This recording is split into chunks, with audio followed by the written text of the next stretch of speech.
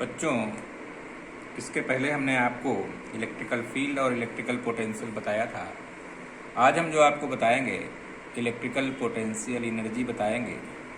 Electrical potential energy किसी system की क्या होती है, कितनी होती है, और फिर उस पर बेस्ड न्यूमेरिकल बताएंगे जो कि बहुत इम्पॉर्टेंट है। तो सबसे पहले हम शुरू करेंगे electrical potential energy. Potential energy कहते हैं वैद्युत स्थितिज ऊर्जा। इसे क्या कहते हैं? वैद्युत स्थितिज ऊर्जा। देखिए, किसी निकाय की होती है वैद्युत स्थितिज ऊर्जा, और निकाय माने सिस्टम किसे कहते हैं? जिसमें एक से अधिक आवेश होते हैं। तो किसी निकाय की वैद्युत स्थितिज ऊर्जा कितनी होती है, ये हम आपको बता रहे हैं। जैसे मान लीजिए कोई यहाँ पे कोई पॉइंट चार्ज रखा था और इसके चारों ओर एक प्रकार का ये फील्ड प्रोड्यूस था। अभी तो आइसोलेटेड चार्ज है, एक सिंगल चार्ज है, मोनो चार्ज। यहाँ से r डिस्टेंस पे कोई पॉइंट है P। एक दूसरा चार्ज यहाँ से ले आए और यहाँ पे हमने रख दिया। यहाँ पे ये Q0 चार्ज रख दिया जो कि टेस्ट चार्ज था। इनफाइनाइट से लाए या कहीं से लाए, हमने वहाँ पे रख दिया। तो हमें वर्क करना पड़ेगा, और कितना वर्क करना पड़ेगा ये हमने पहले ही बताया था। 1/4πε0 के Q0/r। क्यों करना पड़ेगा हमने ये भी बताया था कि चूंकि ये भी पॉजिटिव है और फील्ड प्रोड्यूसिंग चार्ज भी पॉजिटिव है, तो जैसे ही फील्ड के अंदर ये टेस्ट चार्ज एंट्री करेगा तुरंत ये उस पर रिपल्सन लगाएगा। और हम उसको यहाँ रखना चाहते हैं तो हम रख तो सकते नहीं बिना वर्क के। तो उस रिपल्सिव फोर्स के अगेंस्ट हमें वर्क करना पड़ेगा, उस प्रतिकर्षण बल के विरुद्ध हमें कार्य करना पड़ेगा, तब जाके यहाँ पे आएगा। वो यहाँ से जैसे एंट्री करेगा इसके द्वारा उस पर क्या लगने लगेगा? एक प्रतिकर्षण बल लगने लगेगा। तो वो कार्य कितना करना पड़ेगा? इतना करना पड़ेगा। तो यही कहलाती है इस निकाय की वैद्युत स्थितिज ऊर्जा। 4πε0 के Q0/r। अगर r स्क्वायर होता तब तो बल हो जाती, क्योंकि r है इसलिए ये वैद्युत स्थितिज ऊर्जा है। तो क्या परिभाषा हुई? किसी निकाय की वैद्युत स्थितिज ऊर्जा उस निकाय को बनाने में कृत कार्य के बराबर होती है। यानी बहुत अच्छी परिभाषा। किसी निकाय की, निकाय कैसा है? आवेशित निकाय, यानी आवेश के निकाय की वैद्युत स्थितिज ऊर्जा। बिल्कुल रट डालो इसको। उस निकाय को बनाने में किए गए कार्य के बराबर होती है। याद रखो, उस निकाय को बनाने में किए गए कार्य के बराबर होती है। ये बहुत इंपॉर्टेंट चीज है। तो आपने देखा इतना कार्य किया गया तो वैद्युत स्थितिज ऊर्जा इसी के बराबर आ गई। अब अगर मान लिया तुमसे कोई कहे कि 2 पॉइंट चार्ज हैं Q1 और Q2, एक दूसरे से कुछ डिस्टेंस पे रखे हुए हैं r डिस्टेंस पे, तो इनकी स्थितिज ऊर्जा कितनी होगी? इनकी स्थितिज ऊर्जा हो जाएगी, क्योंकि पहले और दूसरे चार्ज से मिलकर के निकाय बना है, इसलिए इसको U12 लिखते हैं। 1/4πε0 के Q1 Q2/r। अगर मान लीजिए एक पॉजिटिव चार्ज है, दूसरा नेगेटिव चार्ज है, तो ये वैद्युत स्थितिज ऊर्जा कितनी होगी?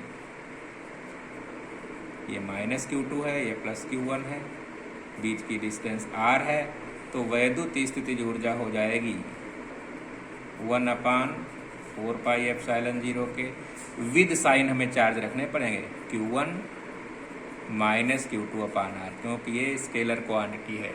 ये वेक्टर क्वांटिटी नहीं है जो दिशा में शामिल हो जाएगी। ये कौन सी चीज है? स्केलर क्वांटिटी है, अदिश राशि है, इसलिए चिन्ह सहित रखना पड़ेगा। दैट विल बी 1/4πε0 के Q1 Q2/r with negative sign. देखिए यहाँ पे नेगेटिव लग गया, यानी potential energy will be negative. तो ये कैसी हो जाएगी? ऋणात्मक हो जाएगी। तो आपने देखा जब अट्रैक्शन का फोर्स लग रहा है, एक पॉजिटिव दूसरा नेगेटिव, तो ये स्थितिज ऊर्जा नेगेटिव है, और जब रिपल्सन का फोर्स लगता है तो ये स्थितिज ऊर्जा पॉजिटिव होती है। अब निकाय को बनाने के कई तरीके हैं। देखिए, हम कई तरीके से निकाय बना सकते हैं, अलग अलग तरीके से निकाय बनाते हैं। जो हमारे चार्ज रखे होते हैं कैसे रखे हैं चार्ज, ये हम आपको बताते हैं। मान लीजिए हमारे पास एक ऐसा निकाय है जिसमें 3 चार्जेस एक ट्रायंगल की साइड में रखे हुए हैं, वर्टेक्स पे रखे हुए हैं, शीर्षों पे रखे हुए हैं। ये डिस्टेंस A है, ये B है, ये C है, ये प्लस Q1 है, ये माइनस Q2 है और ये प्लस Q3 है। इसके बीच की डिस्टेंस A है, Q2 और Q3 के बीच की डिस्टेंस B है और इनके बीच की डिस्टेंस C है। आपसे कहा जाए कि इस निकाय की वैद्युत स्थितिज ऊर्जा कितनी होगी, इस निकाय की वैद्युत स्थितिज ऊर्जा निकालिए। तो देखिए वैसे इसमें कितने निकाय हैं, एक तो ये निकाय है, इसमें 2 चार्ज हैं, एक ये निकाय है और एक ये निकाय है। तो इसके अंदर ही 3 निकाय हैं, यानी पहला U12 यानी पहले और दूसरे आवेशों से मिलकर बने निकाय की ऊर्जा, U23 माने दूसरे और तीसरे आवेश से बने निकाय की वैद्युत स्थिति ऊर्जा, यानी U31। तो there are 3 system of charges. इसको आप क्या लिखोगे, 1/4 पाई एप्सिलॉन 0 के Q1 और Q2 की जगह है -Q2 अपान A। देखिए डिस्टेंस A है, U2 और U3 में ये है 1/4 पाई एप्सिलॉन 0 के, अब यह है -Q2 Q3 अपान B, और U31 में ये रखना पड़ेगा, दोनों ही पॉजिटिव हैं, 1/4 एप्सिलॉन 0 के Q3 Q1 सब पॉजिटिव है, इसलिए हमने C रख दिया। अब आप 1/4 पाई एप्सिलॉन 0 के कॉमन ले लीजिए, तो आएगा -Q1 Q2 बटे A। इसमें जब ये कॉमन लिया तो माइनस हो गया है, ये क्या हो गया, माइनस, ये माइनस हो गया यहाँ पे Q2 Q3 बटे B, और ये दोनों पॉजिटिव हैं, प्लस Q3 Q1 बटे C। तो इस तरीके से हम इस निकाय की स्थितिज ऊर्जा भी निकाल सकते हैं। We can very easily determine the electrical potential energy of such system. इसमें कहीं पर कोई डाउट होना ही नहीं चाहिए आपको, बहुत आसानी से हम इसको निकाल सकते हैं। आइए देखें, इसी तरीके से एक और सिस्टम आता है। मान लीजिए एक स्क्वायर है और वहाँ पे चार्जेस रखे हुए हैं, फिर आप उस निकाय की वैद्युत स्थितिज ऊर्जा कैसे निकालेंगे। बहुत ही आसान सवाल है। अगर मान लीजिए एक प्लस Q1 है, ये वाला -Q2 है, ये वाला प्लस Q3 है और ये वाला -Q4 है। इसकी लंबाई मान लीजिए A है और चौड़ाई मान लीजिए B है, तो जाहिर सी बात है ये भी A हो गया और ये भी B हो गई, जब आयत है आयत। अब अगर आपसे पूछा जाए इसमें कितने निकाय हैं, तो जनरली लोग 4 बताते हैं, 1 2 3 और 4, जो कि गलत है। अरे भाई एक निकाय ये भी तो है और एक निकाय ये भी है, तो कुल मिला के इसमें कितने निकाय हो गए, 6। अब ये दूरी कितनी होगी पाइथागोरस प्रमेय से, अगर आधार A है परपेंडिकुलर B है, तो ये दूरी हो गई √A² प्लस B²। इसी तरीके से ये जो विकर्ण है, ये दूरी जो हुई, ये भी √A² प्लस B²। तो अब इसमें बहुत आसान, अब 6 निकाय हैं इसमें, तो कौन कौन से, U12 माने ये वाला, प्लस U23, U34, U41, इतने तो सभी जानते हैं, प्लस लेकिन 13 ये भी करना पड़ेगा, U24 ये भी करना पड़ेगा, तो ये निकाय हो गया। अब इसमें 1/4 पाई एप्सिलॉन 0 के सब में कॉमन है, 1/4 पाई एप्सिलॉन 0 के सब में कॉमन है, तो क्या आएगा भाई, देखें 1 2, माइनस का आएगा, देखो ये प्लस है ये माइनस है, मल्टीप्लाई करेगा -Q1 Q2 अपान B। 2 3 में क्या आएगा, ये भी माइनस आएगा, क्योंकि माइनस प्लस से मल्टीप्लाई करेगा, तो -Q2 Q3 बाई A। अब 3 4 दोनों, एक पॉजिटिव एक नेगेटिव, तो ये भी माइनस आएगा, Q3 Q4 बाई B, और 4 1 ये भी माइनस आएगा, क्योंकि ये माइनस है ये प्लस है, तो -Q4 Q1 बाई ये डिस्टेंस है A। अब बची बात, ये कितना होगा और ये कितना होगा, तो U13 देखो ये दोनों पॉजिटिव हैं, तो प्लस Q1 Q3 और उनके बीच की डिस्टेंस इतनी निकाली है आपने, a² प्लस b², क्योंकि ये डिस्टेंस है √a² प्लस b²। अब देखिए 2 4 में दोनों नेगेटिव में जब मल्टीप्लाई करेंगे तो ये भी पॉजिटिव आएगा, Q2 Q4 अपान √a² प्लस b²। तो इस तरीके से इतना बड़ा फार्मूला हो जाएगा इस निकाय की वैद्युत स्थितिज ऊर्जा का। हमें लगता है इसमें कोई डाउट नहीं होना चाहिए, क्योंकि जनरली निकालने में ये लोग भूल जाते हैं क्या करना है। ठीक है, आइए इसके हम कुछ पहले सवाल बता देते हैं और फिर हम आगे चलते हैं। इसके जो क्वेश्चंस हैं बहुत ही इम्पोर्टेंट क्वेश्चन हैं, और ये क्वेश्चंस जब आप लगा लोगे तो कोई डाउट नहीं होगा, बहुत आसानी से आप आगे के क्वेश्चंस कर सकते हो। जैसे मान लीजिए आपसे कोई कहे कि 2 पॉइंट चार्जेस हैं और उन पॉइंट चार्जेस के बीच में आपको उस निकाय की वैद्युत स्थितिज ऊर्जा निकालनी है, तो आप कैसे निकालोगे? आइए बताते हैं। कह रहा है एक नाभिक है, उसमें 2 प्रोटॉनों के बीच की दूरी दी हुई है, एक न्यूमेरिकल है। एक नाभिक है, इट इज न्यूक्लियस, इसके अंदर प्रोटॉन और न्यूट्रॉन होते हैं, लेकिन उसने कहा 2 प्रोटॉनों के बीच की जो डिस्टेंस दी हुई है, ये 2 प्रोटॉनों के बीच की जो डिस्टेंस है ये आपकी है 6 × 10⁻⁻15 मीटर।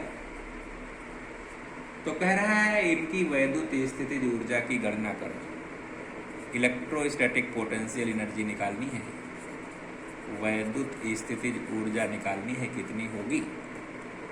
अच्छा ये बताओ प्रोटॉन पे चार्ज कितना होता है? प्रोटॉन पे चार्ज इलेक्ट्रॉन पर चार्ज के बराबर होता है, लेकिन पॉजिटिव होता है, यानी 1.6 × 10⁻⁻19 कूलम। ऐसे ये भी प्रोटॉन है, तो इस पर चार्ज तो उतना ही होगा बट पॉजिटिव, और इनके बीच की डिस्टेंस r दी हुई है। तो पोटेंशियल एनर्जी का फार्मूला आप जानते हो, 1/4πε0 के Q1 Q2 अपान r। ये तो 9 × 10⁻9 है। Q1 Q2 1.6 × 10⁻⁻19, और इस पे भी चार्ज इतना है 1.6 × 10⁻⁻19 डिवाइडेड बाई r दिया है 6 × 10⁻⁻15 मीटर, इतने जूल आ जाएगा। इसको जब सॉल्व करोगे तो 3.84 × 10⁻⁻, तो इस तरीके से आप निकाल सकते हो किसी निकाय की वैद्युत स्थितिज ऊर्जा। इसमें कोई डाउट नहीं है, बहुत आसानी से आप निकाल सकते हो। ऐसे ही एक और क्वेश्चन आता है, एक समबाहु त्रिभुज है, इक्विलैटरल ट्रायंगल, जिसकी सभी भुजाएं बराबर होती हैं। समबाहु त्रिभुज का मतलब क्या है? जिसकी सभी साइड्स बराबर हैं, सभी साइड्स जिसकी बराबर होती हैं उसे क्या कहते हैं? समबाहु त्रिभुज। ठीक है, इसको क्या कहते हैं? समबाहु त्रिभुज। जिसकी सभी साइड्स बराबर होती हैं उसे कहते हैं समबाहु त्रिभुज। आइए देखें कैसे निकालेंगे हम इसको। कह रहा है इसकी साइड 10 सेंटीमीटर है, हर एक साइड 10 सेंटीमीटर है, हर एक साइड 10 सेंटीमीटर है। कह रहा है हर एक कॉर्नर पर 10 माइक्रोकूलम चार्ज रखा है, यहाँ पर भी +10 माइक्रोकूलम है, यहाँ पर भी +10 माइक्रोकूलम है, और यहाँ पर भी +10 माइक्रोकूलम है। तो इस निकाय की वैद्युत स्थितिज ऊर्जा कितनी होगी?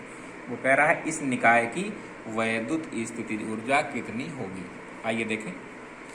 तो इस निकाय की वैद्युत स्थितिज ऊर्जा में कितने हैं सिस्टम? 1 2 3। तो इस निकाय की वैद्युत स्थितिज ऊर्जा निकालनी है। तो तुम जानते हो U12 U13 U31, ये तो आपको मालूम है, 23 और U31। इसमें 1/4πε0 के सब में कॉमन हो जाएगा।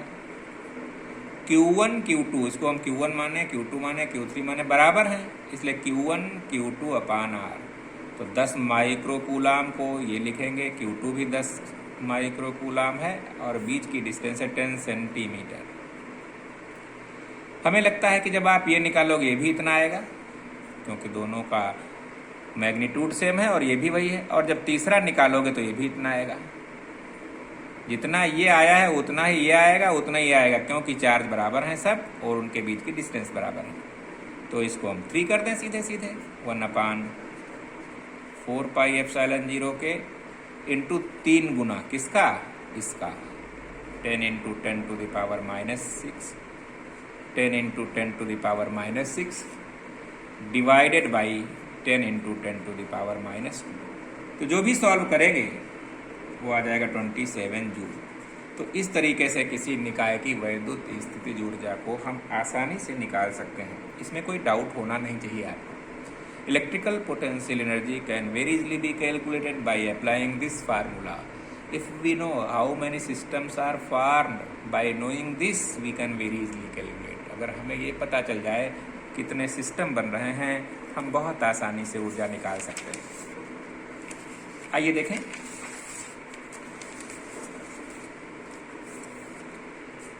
हमने एक चीज़ और बताई थी। हमने कहा था कि अगर मान लीजिए 2 पॉइंट हैं, इनके बीच में किसी पॉइंट पे हमें इलेक्ट्रिक फील्ड निकालनी है, इलेक्ट्रिक पोटेंशियल निकालना है, तो हम कैसे निकालेंगे। जैसे एक ये क्वेश्चन था, एक चार्ज दिया है हमारा Q और दूसरा चार्ज दिया है -4Q और वो d डिस्टेंस पे रखें, they are kept at a distance d apart between them, एक दूसरे से d डिस्टेंस पे रखे हैं। आइए देखें, जब वो d डिस्टेंस पे रखे हैं तो कह रहा है इनको मिलाने वाली लाइन के मिड पॉइंट पे what will B electric field and potential. यहाँ पे E कितना होगा और V कितना होगा। चूंकि मिड पॉइंट कह रहा है इसलिए इसकी डिस्टेंस यहाँ से भी d/2 हो जाएगी और यहाँ से भी d/2 हो जाएगी।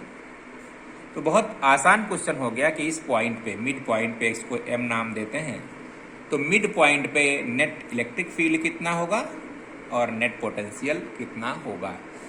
तो हम जानते हैं यहाँ पे electric field due to this भी होगा, ड्यू टू दिस भी होगा, सेम डायरेक्शन में है जोड़ देंगे, और अगर सेम डायरेक्शन में नहीं है तो हम क्या कर देंगे, माइनस कर देंगे। तो सबसे पहले हम निकालेंगे M पर प्लस Q के कारण, यानी इस चार्ज के कारण वैद्युत क्षेत्र इलेक्ट्रिक फील्ड। तो electric field at point M due to first charge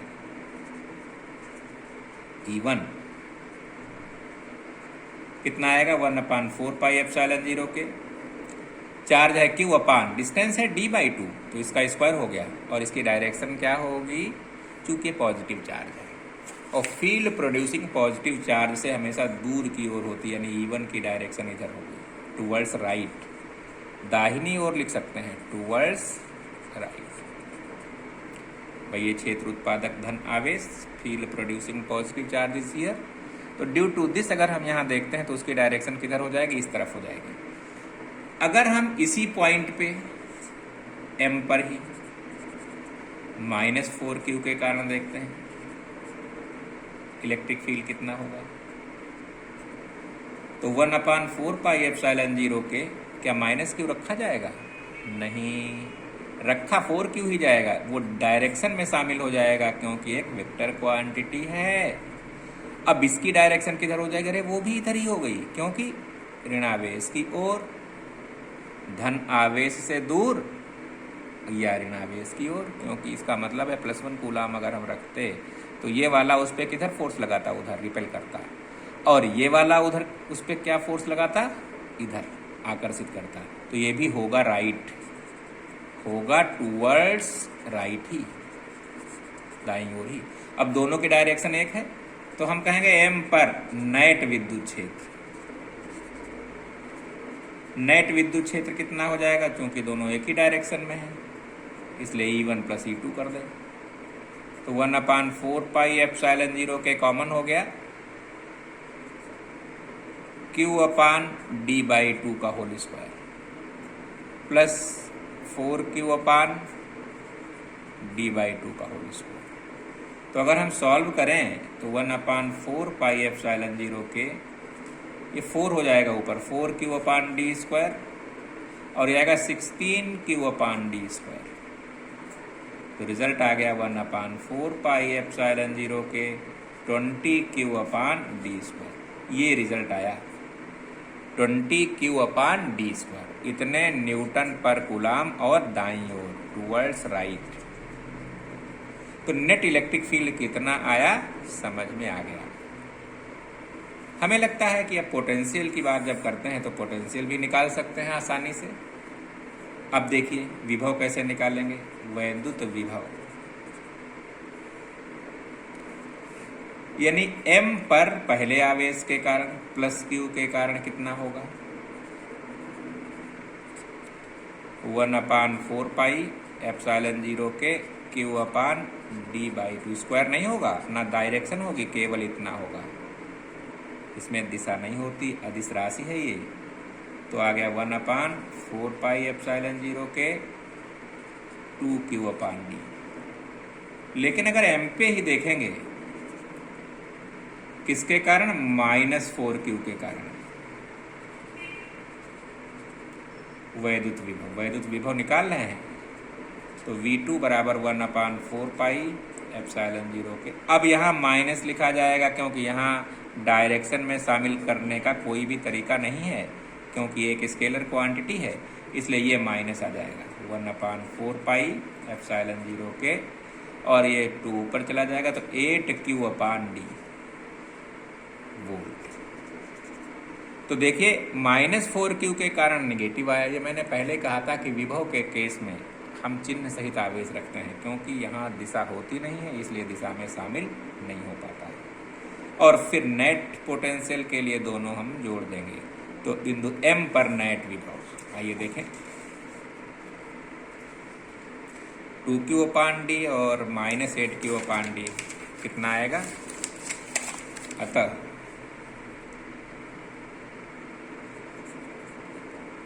बिंदु m पर नेट विभव V1 प्लस V2 1/4πε0 के बाहर ले लें, 2q/d माइनस 8q/d। सॉल्व जब करेंगे तो 1/4πε0 के -6q/d, यानी नेट पोटेंशियल माइनस में आ जाएगा। तो आपने देखा वहां पे नेट पोटेंशियल ऋणात्मक होगा। तो इस तरीके से हम ये भी निकाल सकते हैं। तो कुल मिलाकर के हम 2 पॉइंट चार्ज अगर एक दूसरे से किसी डिस्टेंस पे रखे हैं, उनके बीच में इलेक्ट्रिक फील्ड कितना है हम आसानी से निकाल सकते हैं। उनके मिड पॉइंट पे पोटेंशियल कितना है हम आसानी से निकाल सकते हैं। एक बहुत अच्छा क्वेश्चन आता है, इसी में थोड़ा सा और अपग्रेडेड कह देते हैं। जैसे मान लीजिए कह रहा है कि एक 100 माइक्रो कूलाम का चार्ज है और एक 10,000 माइक्रो कूलाम का चार्ज है, और ये 10 मीटर के डिस्टेंस पे रखे हैं। एक ऐसी फिगर हम ले रहे हैं जो कैलकुलेशन में आसान हो जाए, वरना 10 metre it is very large. अब कह रहा है इनको मिलाने वाली लाइन के किस पॉइंट पे नेट इलेक्ट्रिक फील्ड 0 होगा। कह रहा है इन आवेशों को मिलाने वाली रेखा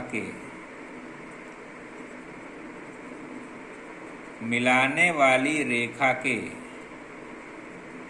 किस बिंदु पर नेट विद्युत क्षेत्र 0 होगा। नेट, इसको ऐसे भी कह सकते हैं, उनको मिलाने वाली रेखा के किस बिंदु पर कोई आवेश रखे उस पर कोई बल न लगे। तो बात तो वही हो गई, वो जब ऐसी जगह रखा होगा जहां पे फील्ड 0 होगा तभी तो बल नहीं लगेगा, क्योंकि बल का फार्मूला क्या होता है, Q × E। तो वो चार्ज जो है ऐसी जगह रखा होगा जब वो क्षेत्र 0 हो वहां पे, तभी उस पर कोई बल नहीं लगेगा। इसको 3 तरीके से पूछते हैं, किस बिंदु पर वैद्युत क्षेत्र 0 होगा, या उस बिंदु पर कोई आवेश कहाँ रखें उस पर कोई नेट बल ना लगे, या उस मिलाने वाली रेखा के किस बिंदु पर कोई तीसरा आवेश रखें कि साम्यावस्था में हो। 3 तरीके से क्वेश्चन पूछा जाता है और लगाने का तरीका एक ही है। The question is asked by 3 ways. At which point net electric field will be 0, एक पार्ट, या at which point we put a third charge so that it will experience no electrostatic force, दूसरा part, या at which point a third charge should be placed so that it will remain in equilibrium. तो 3 तरीके से ये पूछा जा सकता है। तो एक ही तरीके से लगेगा ये तीनों का आंसर। जैसे माना कि x डिस्टेंस पे वो पॉइंट है P, अब हम नहीं माने क्योंकि जरूरी नहीं बीच में है, तो ये बाकी डिस्टेंस कितनी हो गई 10 - x। माना वो पॉइंट P है जहाँ पे नेट फील्ड 0 होगा। माना 100 माइक्रो कूलाम के आवेश से at a distance of x पर कोई बिंदु P है जहां पर नेट क्षेत्र 0 है, जहां पर नेट विद्युत क्षेत्र क्या है 0 है। नेट E बराबर 0, ये हमने मान लिया है। नेट विद्युत क्षेत्र वहां पे क्या है 0 है।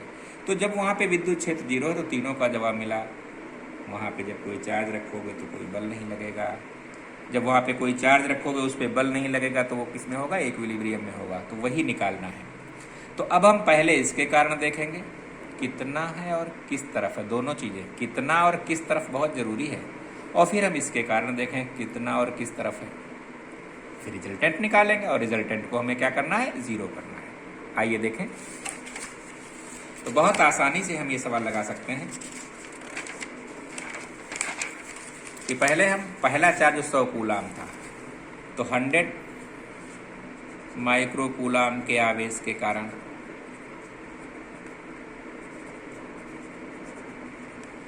P पर विद्युत क्षेत्र कितना होगा ये हमें देखें।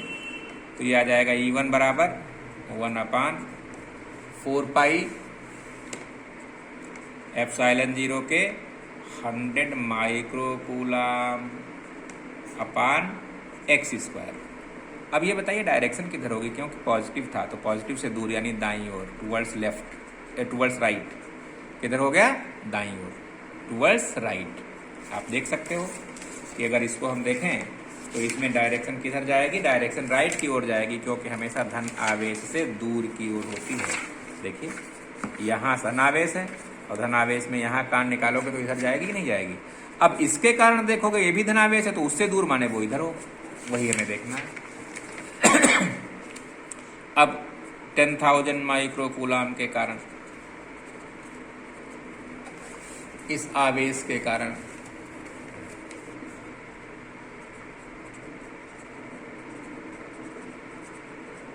P पर विद्युत क्षेत्र E2 बराबर 1/4 पाई एप्सिलॉन 0 के 10,000 10 to the power -6। अब डिस्टेंस तो है 10 - x, और ये हो जाएगा बाईं ओर, यही मैंने बताया क्योंकि वो भी तो पॉजिटिव था और यहाँ निकालना है तो इधर की ओर फोर्स लगाएगा। तो दोनों की डायरेक्शन क्या है अपोजिट है, ये है बाईं ओर और यह है दाईं ओर। तो नेट के लिए दोनों का डिफरेंस लेना पड़ेगा। अतः P पर नेट विद्युत क्षेत्र, देखो लिखने का तरीका जो होता है वेक्टर के तरीके में हम जोड़ते हैं। वेक्टर E बराबर लिखने के तरीके में हम यही लिखते हैं E1 + E2, यहाँ माइनस नहीं करेंगे।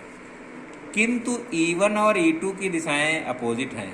E1 व E2 विपरीत दिशाओं, वेक्टर में घटाना कोई चीज नहीं होती। घटाने का मतलब एक वेक्टर में दूसरे वेक्टर का नेगेटिव जोड़ना। अतः अब हम वेक्टर हटा देंगे, E1 - E2 ये आया। अब जब हमने केवल मैग्नीट्यूड रखा तो मैग्नीट्यूड में हमने वेक्टर हटा दिया। यहाँ का मतलब नेट का मतलब वेक्टरों को जोड़ते हैं, चूंकि उनकी डायरेक्शन अपोजिट है, इसलिए जब रिजल्टेंट निकालेंगे तो अंतर के बराबर लिखेंगे, यहाँ वेक्टर नहीं लगाएंगे। किंतु E बराबर 0 है, वहाँ पे कह रहा है कि E बराबर 0 है, तभी तो नेट फोर्स 0 होगा उस पर। E1 - E2, तो E1 बराबर क्या हो गया E2। ये हमें रख देना है बस, कोई दिक्कत नहीं। रख दीजिए 1/4πε0 के 100 × 10⁻⁻⁶/x²। ये बराबर हो गया। बहुत इंपॉर्टेंट क्वेश्चन है, ऐसे सवाल खूब आते हैं, केवल डिजिट्स बदली होंगी, बाकी आपको किसी तरीके से पूछा जा सकता है। ये 1/4πε0 के 10,000 10⁻⁻⁶/10⁻⁻⁴ ये कट गया, ये कट गया 100 अब क्वेश्चन अगर सॉल्व करने लगोगे तो 2 दिन लगेगा तुम्हें सॉल्व करने में, इसलिए तरीका सीखो सॉल्व करने का। देखो इधर भी स्क्वायर रूट निकल सकता है, इधर भी स्क्वायर रूट निकल सकता है, वर्गमूल ले लीजिए। 10/x 100/10⁻⁻⁶ इसको जब इधर मल्टीप्लाई करोगे तो आएगा 100 - 10x = 100x करके मल्टीप्लाई देखो तो 110x बराबर 100, इसलिए x बराबर 100/110 मीटर, यानी पहले वाले चार्ज से कितने मीटर की डिस्टेंस पर वो पॉइंट होगा। यानी जब आंसर हम लिखेंगे तो आंसर में क्लियर हो गया कि +100 माइक्रो कूलाम वाले आवेश से 100/110 आप 10/11 कर दो इसे, मीटर की डिस्टेंस पे वो पॉइंट होगा जहां पे नेट विद्युत क्षेत्र शून्य होगा, जहां पर कोई अन्य पॉइंट चार्ज रखने पर उस पर कोई फोर्स नहीं लगेगा, जहां पर वो अन्य पॉइंट चार्ज इक्विलिब्रियम में होगा। किसी भी तरीके से आप कर सकते हो उसको। तो इसमें बहुत आसान क्वेश्चन था, इसको बहुत आसानी से आप कर सकते हो। Very easily you can solve it.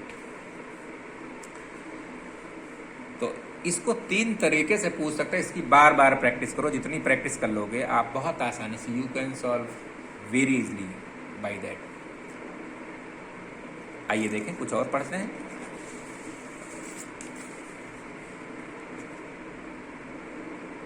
जैसे मान लीजिए आपसे कोई कहे,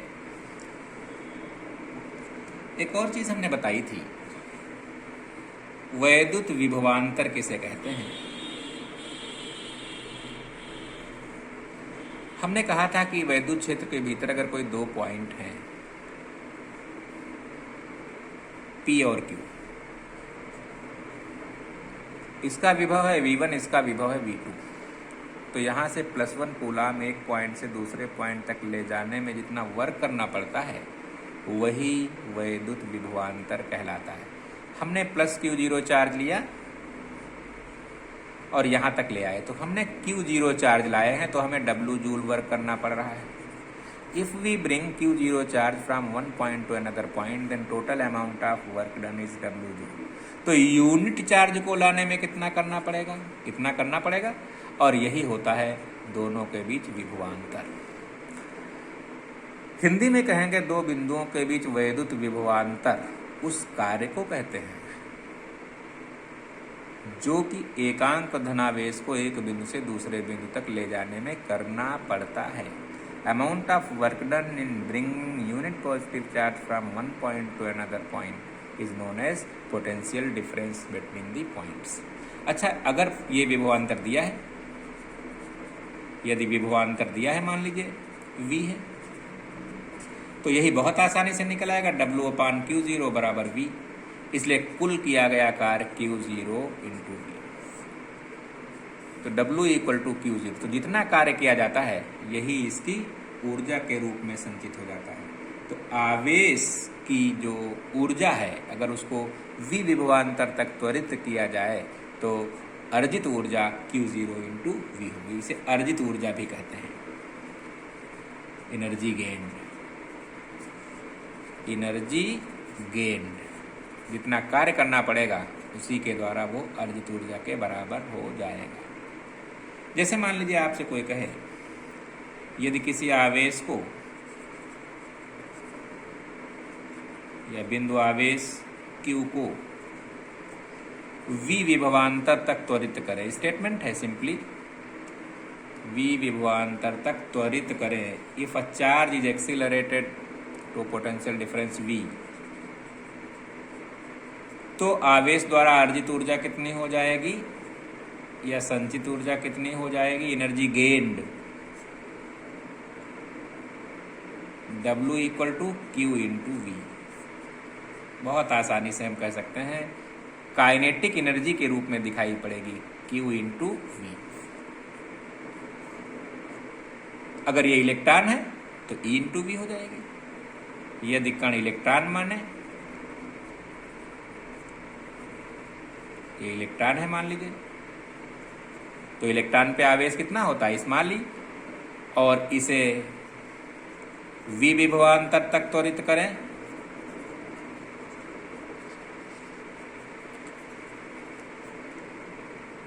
तो अर्जित ऊर्जा अगर हम देखें तो अर्जित ऊर्जा हो जाएगी E इंटू वी, यानी तब उसकी जो अर्जित ऊर्जा हो जाएगी E इंटू वी। तो बहुत इंपॉर्टेंट चीज निकली कि वैद्युत विभवांतर electrical potential difference is nothing but amount of work done in bringing unit positive charge from one point to another point. These are 2 points and you are carrying plus Q0 charge from one point to another point, then amount of work done is W joule. Then what is the amount of work done in bringing unit positive charge? एकांक धनावेश को लाने में कितना करना पड़ेगा, W upon Q0। This is known as potential difference between the points. प्लेटें हैं तो प्लेटें हो जाएंगी। So you can write it as W upon Q0 equal to V1 difference V2। अब अगर मान लीजिए विभवांतर वो एक मुश्त दे रहा है कि V है, तो आप सीधे सीधे मल्टीप्लाई कर दोगे, W बराबर Q0 V। यही अर्जित ऊर्जा होती है।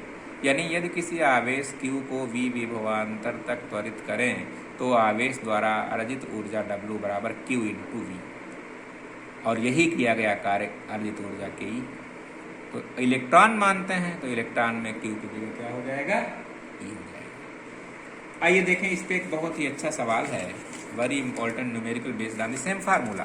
कैसे करते हैं, several numericals are asked based on the same formula. बहुत सारे न्यूमेरिकल आते हैं इस पे। आइए देखें, बहुत ही अच्छा क्वेश्चन है। कह रहा है एक पॉइंट चार्ज है और उसको हम 10 पोटेंशियल डिफरेंस या 100 वोल्ट के पोटेंशियल डिफरेंस तक वो करते हैं, तो कितना ऊर्जा अर्जित करेगा। जैसे मान लीजिए एक बहुत ही सिंपल क्वेश्चन है ये कि एक इलेक्ट्रॉन है को 1000 वोल्ट, ये इलेक्ट्रॉन है के विभवांतर तक त्वरित किया गया। इलेक्ट्रॉन द्वारा अर्जित ऊर्जा ज्ञात करो। इलेक्ट्रॉन द्वारा अर्जित ऊर्जा, energy gained by the electron कितनी होगी। तो हम जानते हैं इलेक्ट्रॉन द्वारा अर्जित ऊर्जा बराबर होती है E इंटू वी, और E की वैल्यू हम जानते हैं 1.6 × 10⁻⁻19 कूलाम होती है और 1000 वोल्ट होता है। सिंप्लीफाइड वे में अगर हम करें तो 1.6 × 10⁻16 जूल हो जाएगा। कई बार ये भी कहते हैं कि उसकी वेलोसिटी कितनी होगी। थोड़ा सा कॉम्प्लिकेटेड केस कर देते हैं कि एक इलेक्ट्रॉन को 1000 वोल्ट के विभवांतर तक त्वरित किया गया। The electron is accelerated up to the potential difference of 1000 volt. What will be kinetic energy gained and what is the velocity gained, ये भी कई बार पूछते हैं। इलेक्ट्रॉन का वेग निकालिए v। तो जब हमें काइनेटिक एनर्जी मालूम है इतनी आई, तो काइनेटिक एनर्जी ये होती 12mv²। अब इलेक्ट्रॉन का द्रव्यमान मास आपको मालूम है, 9.1 × 10⁻31 इंटू v², 1.6 × 10⁻16 है। और आप आसानी से निकाल सकते हैं v² कितना आएगा और v कितना आएगा। तो आप दोनों चीज़ें निकाल सकते हैं। In this way you can very easily calculate by this. इसमें आपको कोई भी प्रॉब्लम होनी नहीं चाहिए। आज इतना रखिए बच्चों। इसके बाद हम बताएंगे इलेक्ट्रिक फ्लक्स क्या होता है, गॉसेस थ्योरम क्या है, वो सब इससे रिलेटेड हैं। जितने वीडियो आपको डाले जा रहे हैं वो सब आप पढ़िए, आपको बहुत आसान हो जाएगा फिजिक्स समझना। Thank you.